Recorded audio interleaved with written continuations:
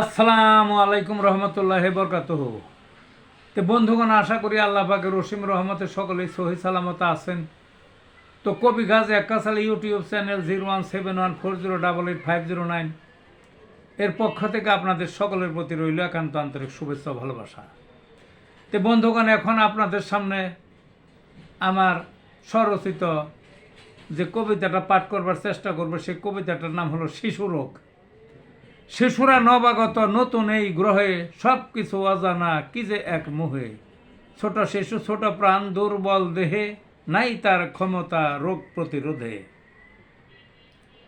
নানা রূপী নানা রোগ উকি ঝুঁকি মারে, পেট তার ঠিক নাই বমি ক্ষণে ক্ষণে।